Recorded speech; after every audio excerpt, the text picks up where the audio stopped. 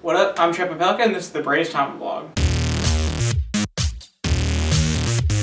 Continuing the trend of redoing some old prospect lists from 2 years ago, I want to redo the list of under-the-radar prospects that no one's really paying too much attention to, but I think they'll be at the front of our minds soon. I went back and I watched the video that I made 2 years ago of 6 under-the-radar prospects at the time, people that I didn't think were getting adequate credit. People that were on that list were AJ Minter, Mike Soroka, Max Povse, Whalen, Phil Pfifer, and Dustin Peterson.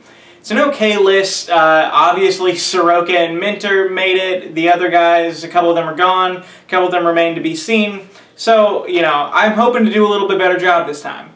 My hope with the list is just that people come across it years later and go like, huh, you know, Chet nailed it. So we'll see. Now, plenty of the people who follow this channel follow the farm system much more closely and much more intently than I do. So if there's a guy that I leave out and it's the Braves farm system, obviously there will be. Comment it, say who it is, put them in the front of my mind, let me know what you guys think about a certain guy that no one's really giving adequate credit to. So we can go ahead and go into this list. Number 1 is Drew Lugbauer. Drew Lugbauer is a catcher drafted last year in the 11th round out of Michigan. So you guys probably remember at the beginning of the draft we drafted Kyle Wright with the 5th overall pick. We gave him $7 million, or maybe a little bit more, that was way above slot value. And so with the rest of the draft, we were really looking to save a lot of money in certain places. A strategy that goes along with that is that you tend to draft a lot of college players because college players have no real negotiating power once they've entered the draft. They have nothing to go back to, so they have to sign with you. That's possibly what Lugbauer was. We drafted him as a catcher out of Michigan, but on some boards he's listed at multiple positions. He's able to play multiple positions. On some boards it says catcher slash third base. On some it says catcher slash third base slash first base. You can essentially put him in the corner of wherever you're at, or on the perimeter. He's like a shooting guard for baseball. He's not going to field particularly great at any of those positions. He's not, you know, remarkably athletic or anything. He's an 11th round college player, but he has a good bat, and so you get him in the lineup whenever you can because he has a good bat, and you want that bat in your lineup. In 2017, he hit .261, .352, .514 with an .865 OPS with 13 home runs and 46 RBIs in a short season, which was split between Danville and Rome. It's pretty good. You know, given as versatile as he is, I think he's going to move as fast as his bat really allows him to move. You got to put him in right field, put him in right field. If you got to DH him, you DH him. He's just nice to have a bigger guy with a good left-handed power swing. As you know, if you got one of those and you can do it at the major league level, you'll have a spot on a major league roster. Long term, you know, the catching position is very crowded in the Braves organization, as is every position, but catcher in particular. But no matter what, you know, as long as that bat continues to produce like it did already, we're going to have a pretty good trade piece on our hands.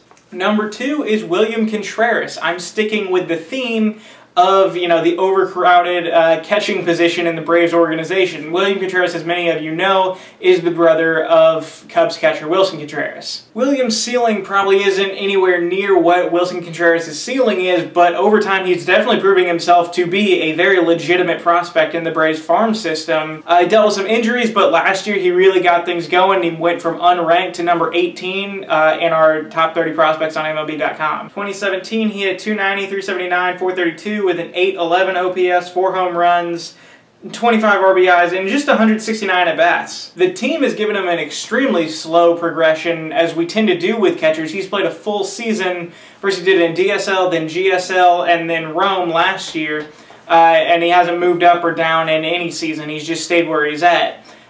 He started the year in Danville. That's obviously a level too low for him, but it's because we've got Lugbauer in Rome, we've got what's his name, Cumberland in Florida, and we've got Jackson in Mississippi. Everyone's pretty much a level lower than they're supposed to be. That'll change in not too long. As you can see from that list of really 4 exceptional catching prospects, there's a bit of a logjam. There's really no way at all to know who will be the Braves catcher long-term down the line. If I were to bet on a guy to really come in and lock down the position and become the long-term catcher for the team, this would be the guy that I would bet on. I really like him for a couple reasons. A, I like his bat. He's going to hopefully grow into some more power, and he's only 20. but I love the fact that he clearly knows his strike zone, he clearly knows how to hit, and he's clearly a smart guy. Second reason is that he's a defensive-oriented catcher, and I think that baseball is leaning a little bit more towards defensive-oriented catchers.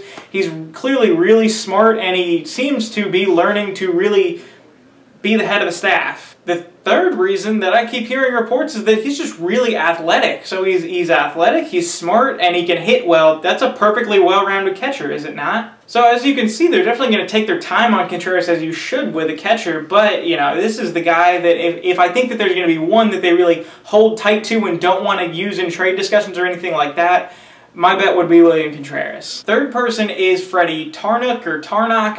Look, I only read the people's names. It's a 19-year-old kid from Florida. He was our third-round pick last year, which, like I said, after the draft after picking Kyle Wright, organizational strategy was to save money on all of our picks down the line. We didn't really stick to that once Tarnok slipped to us. We spent $1.445 million on him, which is double slot value for a third-rounder, because we just fell in love with him. If you want to know a scouting report on him, it's real simple. Big, tall, skinny kid that can throw 97 miles an hour. He's 18 years old. This is the Atlanta Braves. We can never pass on someone like that. You know, he started pitching at his junior year of high school, and 2 years later, we pick him in the third round. What did that tell you that we saw?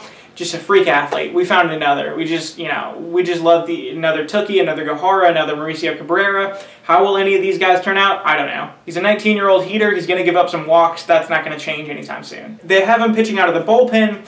It's unclear if that's where they're going to see him long-term or if they're just getting him adjusted to professional baseball there. If that is where they see him long-term out of the bullpen, you guys know how I feel about it. I love it. It can quicken the development. There's less of a learning curve to it. You can get yourself a shutdown reliever out of the bullpen, which is an increasing value.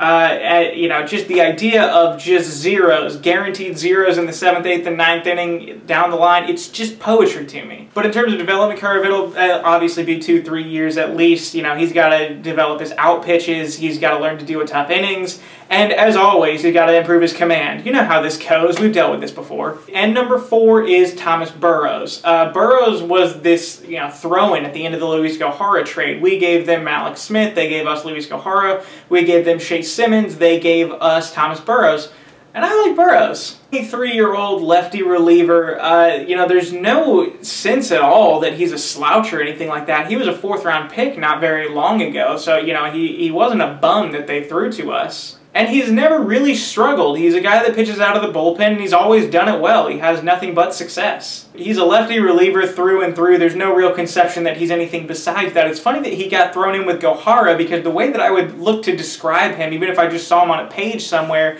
to me, he's Luis Gohara light. Diet Luis Gohara. Luis Gohara 0. Big, stocky, 6'1", 205-pound lefty, literally has a 2-pitch mix of a 60-grade fastball and a 60-grade slider. Doesn't have a third pitch, to this point hasn't needed one. Like I said, to this point he's done nothing but succeed. Last year he had a 2.16 ERA and 66 innings pitched.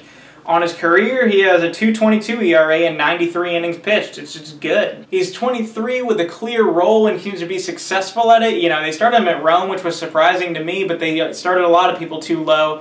You know, if he continues to succeed, I could see him getting the Luis Gohara treatment this year, where he could finish the year at AAA. Now again, he's a 2-pitch mix guy. I don't see him as like a guy that's a shutdown 8th inning guy or anything like that. I don't think that he's a clear part of your bridge. I think that he's a pretty clear specialist, though. A guy that a manager loves to have on his team. He's a lefty with 2 great pitches, but to me this seems like a guy, not that you just say the 8th inning is yours, but you bring him in with 2 on and 2 out when you're facing Bryce Harper. And if you've been paying any attention, you might start to think that the Braves are going to have a hard time in the next few years deciding who to actually keep and put on the roster, especially with regards to the bullpen.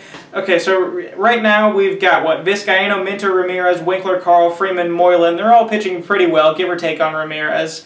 You know, you've got Pfifer, Fried, Sims, Sikolovich, and Biddle all in AAA right now. I'm pretty sure they're all in AAA. Yeah, they are. And they're all pitching pretty well. Not to mention Tookie and Gohara, obviously. Plus Allard might want some bullpen time.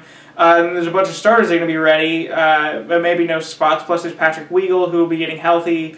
Oh, and there will be about $80 million burning a hole in our pocket going into the offseason this year to spend on really whatever starter or reliever we'd like. He's really going to have to kick the door down on this. So, you know, he's going to have to really prove that he's one of the 8 best relievers on the team, which is no small task whatsoever. The competition has never been steeper. The 9-man bullpen, it's starting to seem inevitable to me. If you're against that, I'm sorry to tell you, but like, I think that's the future.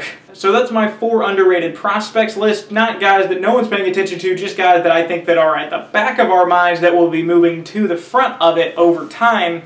Once again, I hope that I got it right long term, but obviously this is a subjective list. Can't really say that I'm wrong on it, but I'm interested to hear from any of you guys who are the guys that you're looking at right now, watching the progress of, checking the numbers on every night, the guys that you think that everyone's going to be talking about soon. Let me know in the comments. I'd be really excited to hear and talk about it. I'm Trent Popelka. This is the Braves TomaBlog YouTube channel to talk about the Braves baseball in general. If that seems interesting to you, check out the channel, see if it's for you. Really hope you enjoyed watching, and go Braves.